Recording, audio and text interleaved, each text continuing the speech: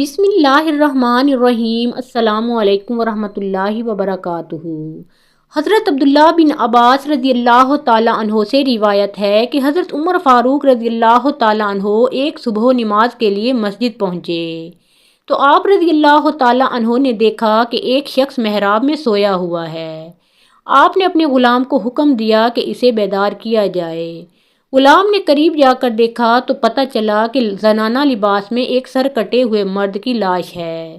حضرت عمر فاروق رضی اللہ تعالیٰ عنہ یہ دیکھ کر حیران رہ گئے کہ آخر یہ کیا معاملہ ہے اور یہ لاش اس حال میں یہاں کیسے پہنچی۔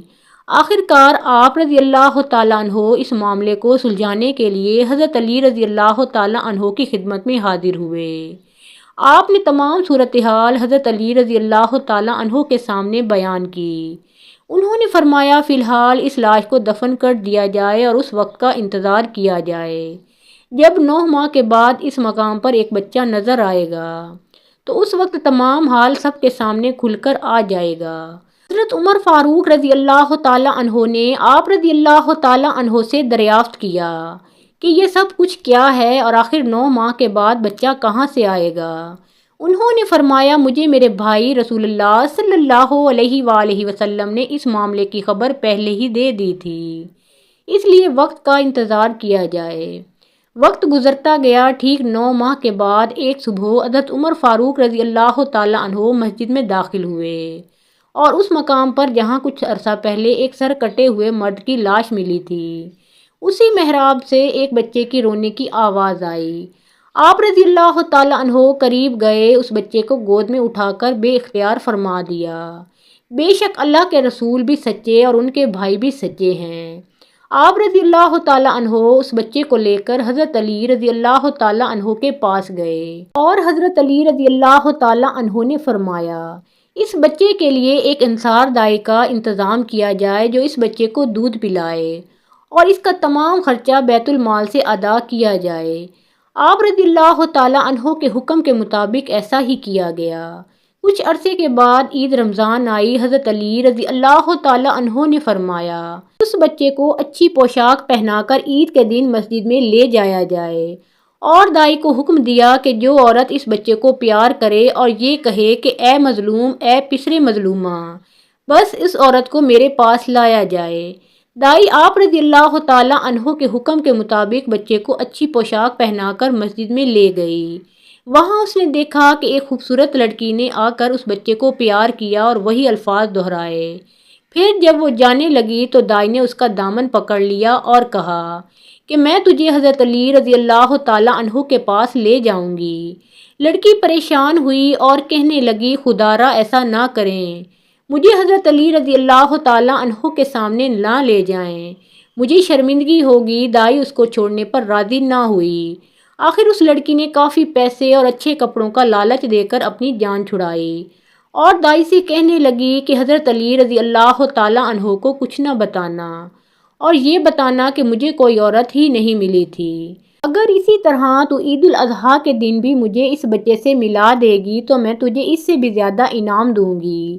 دائی اس لالچ میں آ گئی اور وعدہ کیا کہ حضرت علی رضی اللہ تعالیٰ عنہ کے سامنے کچھ نہ بتاؤں گی۔ دایا حضرت علی رضی اللہ تعالیٰ عنہ کی خدمت میں حاضر ہوئی۔ حضرت علی رضی اللہ تعالیٰ عنہ نے دریافت کیا تو دایا نے جواب دیا کہ مسجد میں نہ تو کسی عورت نے اس بچے سے پیار کیا اور نہ ہی کسی نے وہ الفاظ دہرائے جو آپ رضی اللہ تعالیٰ عنہ نے ارشاد فرمائے تھے۔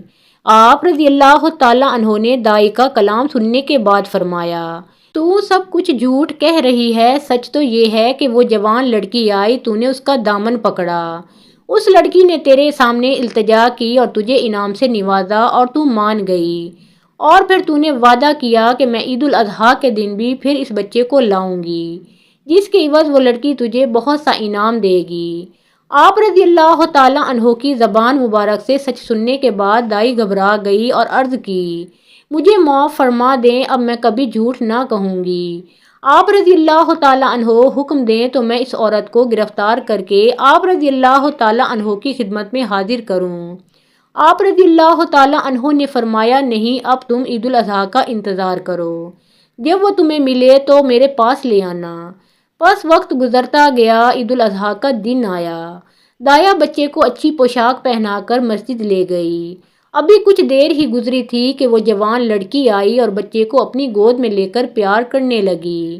دائی نے اس کا دامن پکڑ لیا اور کہا کہ آج میں تجھے حضرت علی رضی اللہ تعالیٰ عنہ کے پاس ضرور لے جاؤں گی۔ لڑکی نے لاکھ کہا مگر دایا نہ مانی۔ دایا اس لڑکی کو ساتھ لے کر حضرت علی رضی اللہ تعالیٰ عنہ کی خدمت میں حاضر ہوئی۔ آپ رضی اللہ تعالیٰ عنہ نے اس سے مخاطب ہو کر فرمایا کہ جو کچھ گزرا ہے بیان کرتی ہو یا میں کروں؟ لڑکی نے عرض کی میں خود بیان کرتی ہوں۔ لڑکی نے بیان شروع کیا، میرا باپ عمر بن سعد جو رسول اللہ صلی اللہ علیہ وآلہ وسلم کی محبت میں شہید ہوئے، اور میری ماں حضرت ابو بکر صدیق رضی اللہ تعالیٰ عنہ کے دور میں انتقال کر گئی، اور پھر میں تنہا رہ گئی۔ ہمسائے کی لڑکیوں کے ساتھ مانوس ہو کر انہی کے ساتھ وقت گزارتی رہی۔ ہمسائے کے سب لوگ میرا بہت خیال رکھتے تھے۔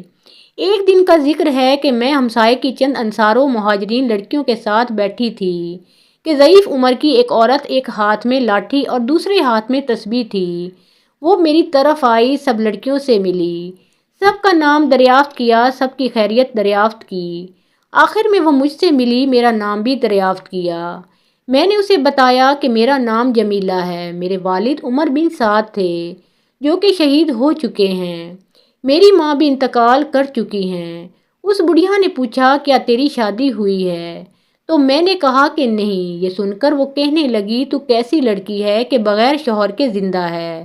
میرے حالات سن کر وہ رونے لگی اور مجھ سے ہمدردی جتانے لگی۔ مجھ سے کہنے لگی کہ اگر تو میری خدمت پسند کرے تو میں حاضر ہوں۔ میں نے بھی ہاں کر دی۔ اس بڑھیا نے کہا کہ ایک شفیق ماں کی طرح میں تیرا خیال رکھوں گی، تجھے کوئی غم نہ ہونے دوں گی، تیری ہر خوشی کا خیال رکھوں گی۔ میں اس بوڑھی عورت کو اپنے گھر لے آئی، ہر طرح سے وہ میرا خیال رکھتی۔ میں بھی ایک شفیق ماں کی حیثیت سے اس کا احترام کرتی اور ان کا ہر طرح سے خیال رکھتی۔ جب روزہ افطار کا وقت آیا تو میں نے اس کے لیے مناسب کھانے کا انتظام کیا۔ بڑھیا اس کھانے کو دیکھ کر رونے لگی اور کہا کہ اے دختر، میں تو اللہ والی ہوں، میری یہ غذا نہیں، مجھے صرف نمک اور جو کی روٹی چاہیے، یہی میری خوراک ہے۔ غرض کہ اس بڑھیا نے ہر طرح سے اپنی پارسائی کا سکہ میرے دل میں اس طرح جما دیا کہ میں اسے اپنا نگہبان سمجھنے لگی۔ ایک دن وہ کہنے لگی کہ مجھے زمانے سے بڑا ڈر لگتا ہے، تو تنہا رہتی ہے، کہیں ایسا نہ ہو کہ میں حاجت کے لیے باہر جاؤں اور تجھے کچھ ہو جائے، اس لیے تجھے ایک اچھے ساتھی کی ضرورت ہے جو تیرا ہر طرح سے خیال رکھے۔ اگر تو اجازت دے تو اپنی بیٹی کو لے آؤں جو تیری ہم عمر ہے، جو کہ انتہائی متقی اور پرہیزگار اور نمازی ہے۔ میں نے اس لڑکی کی اتنی تعریف سنی تو بے اختیار کہا کہ اسے فوراً لے آؤ، اس طرح میرا دل بھی بہل جائے گا اور اس محبت سے اچھے اثرات مرتب ہوں گے۔ بڑھیا میرے اصرار پر اسی وقت ہی اپنی بیٹی کو لانے کے لیے روانہ ہوئی۔ کچھ دیر بعد تنہا ہی واپس آئی تو میں نے آتے ہی پوچھا میری بہن کو کیوں نہیں لائی؟ بڑھیا نے جواب دیا کہ میری بیٹی تنہائی پسند ہے، اس کا سارا دن اللہ کی یاد میں گزرتا ہے، تیرے گھر میں اکثر مہاجر و انصار کی لڑکیاں آتی ہیں، اس وجہ سے اس نے یہاں آنا پسند نہیں کیا۔ بڑھیا کا جواب سن کر میں اور زیادہ متاثر ہوئی اور میرے دل میں اس لڑکی سے ملنے کی تڑپ اور بڑھی۔ میں نے بڑھیا سے وعدہ کیا کہ اب میں کسی اور کو اپنے گھر میں نہ آنے دوں گی، آپ فوراً جا کر میری بہن کو لے آئیں۔ بڑھیا میرے اصرار پر اسی وقت روانہ ہوئی۔ کچھ ہی دیر کے بعد بڑھیا ایک جوان عورت کو اپنے ہمراہ لیے اندر داخل ہوئی۔ اس عورت نے اپنے جسم کو چاروں طرف سے چھپایا ہوا تھا، صرف اس کی 2 آنکھیں نظر آ رہی تھیں۔ وہ جوان عورت دروازے پر آ کر کھڑی ہو گئی۔ میں نے کہا بہن اندر کیوں نہیں آتی؟ بڑھیا نے جواب دیا یہ لڑکی بڑی حیا دار ہے، اسے شرم آتی ہے۔ یہ کہہ کر وہ باہر چلی گئی کہ میں اپنے گھر کو تالا لگا کر ابھی آتی ہوں۔ بڑھیا کے جانے کے بعد میں نے اس عورت سے کہا کہ بہن نقاب اتار کر آرام سے بیٹھو، یہ تمہارا اپنا گھر ہے۔ اس عورت نے اشارے سے باہر کے دروازے کو بند کرنے کے لیے کہا۔ میں سمجھ گئی کہ باہر کا دروازہ کھلا ہے، یہ جو چاہتی ہے کر دیا جائے۔ میں دروازہ بند کر کے اندر کے کمرے میں داخل ہوئی۔ وہ عورت اسی طرح کپڑا لپیٹ کر پلنگ پر بیٹھی تھی۔ میں نے ہاتھ سے اس کی چادر کھینچ لی۔ چادر کھینچتے ہی یہ دیکھ کر میں پریشان ہو گئی کہ یہ عورت تو نہیں، بلکہ سیاہ داڑھی والا ایک بلند قامت مضبوط جسم کا ایک مرد ہے۔ میں اسے دیکھ کر آپے سے باہر ہو گئی۔ میں نے کہا، کیوں مجھ یتیم پر ظلم کرتا ہے؟ اللہ کا خوف کر کیوں میری رسوائی کرتا ہے؟ کوئی دیکھ لے گا تو میں کہیں کی نہیں رہوں گی۔ خدا کے لیے خاموشی سے یہاں سے نکل جا۔ اس کے آگے لاکھ التجا کرتی رہی مگر اسے مجھ پر رحم نہ آیا۔ اس کے قریب سے اٹھ کر بھاگنا چاہتی تھی مگر اس ظالم نے اپنے بازوؤں سے مجھے مضبوطی سے تھامے رکھا اور مجھے زور سے سمیٹ لیا۔ اسے مجھ پر رحم نہیں آیا۔ اس نے مجھ پر اپنی گرفت مضبوط کر لی اور میں بے بس اور مجبور ہو گئی۔ چیخو پکار اس لیے نہ کی کہ ہمسائے کے لوگ باخبر ہو جائیں گے اور میری رسوائی ہوگی۔ میں اس کے چنگل میں بری طرح گرفتار ہو چکی تھی۔ بالآخر اس ظالم نے مجھ پر ظلم کیا اور میری دوشیزگی چاک کر دی۔ وہ شخص اپنی مستی میں مدہوش تھا۔ میں نے قریب پڑی چھری سے اس پر وار کیا اور پہلے ہی وار میں اس کی گردن تن سے جدا کر دی۔ جب رات ہوئی تو اس کی لاش مسجد کے محراب میں رکھ دی۔ کچھ دنوں بعد احساس ہوا کہ حمل ٹھہر گیا ہے۔ کئی مرتبہ حمل کو ساقط کرنے کا ارادہ کیا مگر اللہ کے خوف سے ایسا نہ کر سکی۔ آخر یہ بچہ پیدا ہوا، اسے بھی قتل کرنے کا سوچا مگر خوف خدا سے یہ بھی نہ کر سکی۔ آخر اس بچے کو بھی اسی محراب میں رکھ آئی۔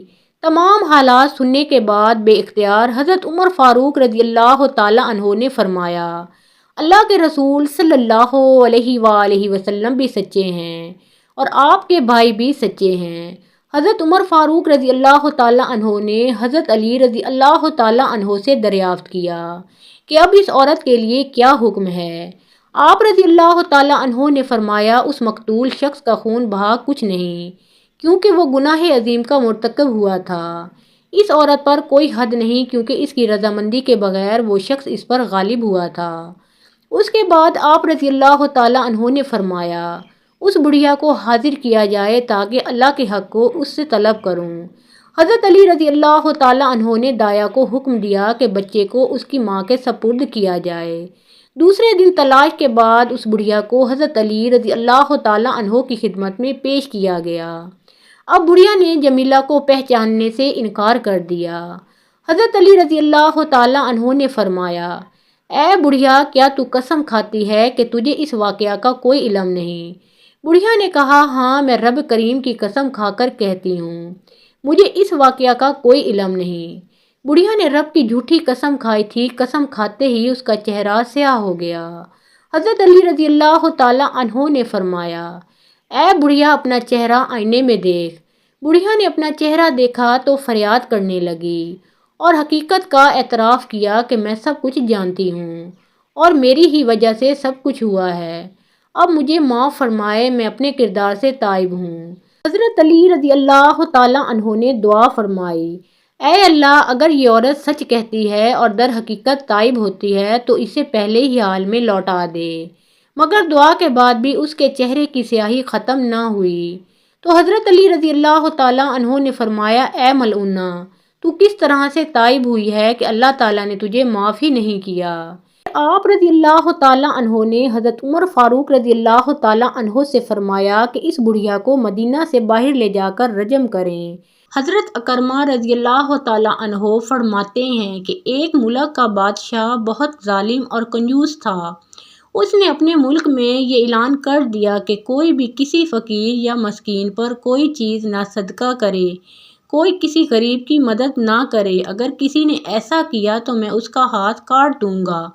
یہ خبر سن کر لوگوں میں سنسنی مچ گئی۔ اب ہر کوئی صدقہ دینے سے ڈرنے لگا۔ ایک دن ایک فقیر مجبور ہو کر ایک عورت کے پاس آیا اور کہا، اللہ کی رضا کی خاطر مجھے کچھ کھانے کے لیے دو۔ تو عورت بولی، ہمارے ملک کے بادشاہ نے اعلان کیا ہے کہ جو کوئی کسی کو صدقہ دے گا اس کا ہاتھ کاٹ دیا جائے گا۔ فقیر نے کہا، تم مجھے اللہ عز و جل کی رضا کی خاطر کوئی کھانے کی چیز دے دو۔ عورت کو اس فقیر پر بڑا ترس آیا اور اس نے بادشاہ کی ناراضگی اور سزا کی پرواہ کیے بغیر اللہ کی رضا کے لیے اس فقیر کو 2 روٹیاں دے دیں۔ فقیر دعائیں دیتا ہوا وہاں سے چلا گیا۔ جب بادشاہ کو معلوم ہوا تو اس نے عورت کی طرف اپنے سپاہی بھیجے اور عورت کے دونوں ہاتھ کاٹ دیے گئے۔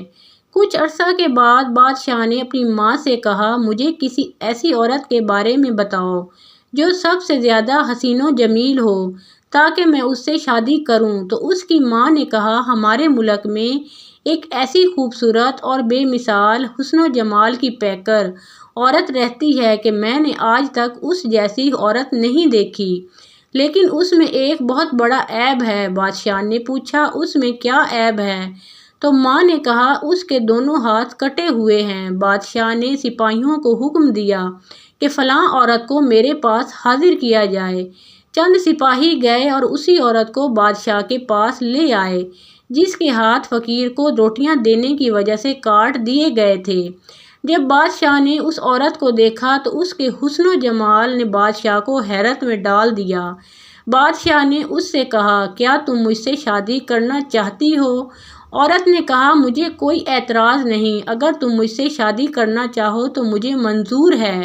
چنانچہ دونوں کی شادی ہوئی اور وہ ہنسی خوشی زندگی گزارنے لگے۔ لیکن بادشاہ کی دوسری بیویاں حسد کی آگ میں جلنے لگیں۔ ان کے دل میں یہ بات بیٹھ گئی کہ بادشاہ اب ہمیں اتنی وقت نہیں دیتا جتنی اس غریب و نادار نئی دلہن کو دیتا ہے۔ چنانچہ وہ ہر وقت اس فکر میں رہتی کہ کسی طرح اس نئی دلہن کو بادشاہ کی نظروں سے گرا دیا جائے، لیکن وہ اپنے اس مذموم ارادے میں کامیاب نہ ہو سکیں۔ پھر اچانک بادشاہ کسی محاذ پر روانہ ہو گیا اور وہاں اسے کافی دن دشمنوں سے لڑنا پڑا۔ بادشاہ کی بیویوں کو یہ بہت اچھا موقع مل گیا۔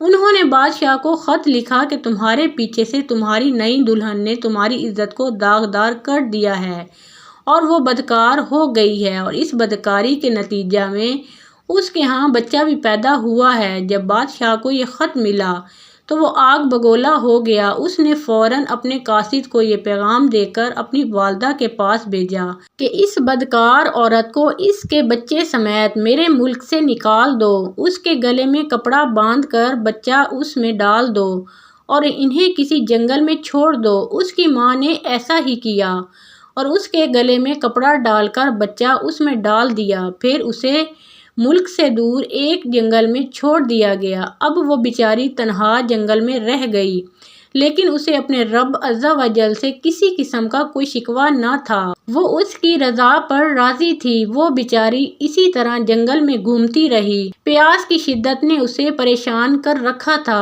آخر اسے دور ایک نہر نظر آئی، وہ نہر پر گئی اور جیسے ہی پانی پینے کے لیے جھکی تو اس کا بچہ گہرے پانی میں جا گرا اور ڈوبنے لگا۔ جب عورت نے اپنے بچے کو ڈوبتے دیکھا تو وہ رونے لگی۔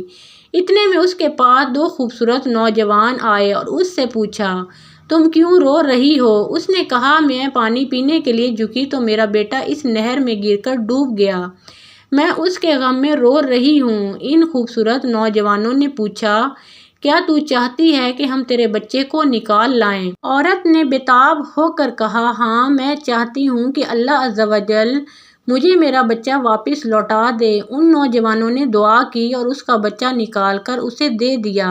پھر انہوں نے پوچھا، اے رحم دل عورت، کیا تو چاہتی ہے کہ تیرے ہاتھ تجھے واپس کر دیے جائیں اور تو ٹھیک ہو جائے؟ اس نے کہا، ہاں، میں چاہتی ہوں۔ چنانچہ ان دونوں نوجوانوں نے دعا کی اور اس کے دونوں ہاتھ بالکل ٹھیک ہو گئے۔ عورت نے اللہ کا شکر ادا کیا اور حیران کن نظروں سے ان نوجوانوں کو دیکھنے لگی، جن کی برکت سے اسے ڈوبا ہوا بچہ بھی مل گیا اور اس کے دونوں ہاتھ بھی اسے لوٹا دیے گئے۔ نوجوانوں نے پوچھا، اے عظیم عورت، کیا تو جانتی ہے کہ ہم کون ہیں؟ تو عورت نے کہا، نہیں۔ عورت کا جواب سن کر انہوں نے کہا، ہم تیری وہی 2 روٹیاں ہیں جو تو نے ایک مجبور سائل کو دی تھیں۔ مزید اسلامی واقعات اور سبق آموز کہانیوں کے لیے اس چینل کو سبسکرائب کریں۔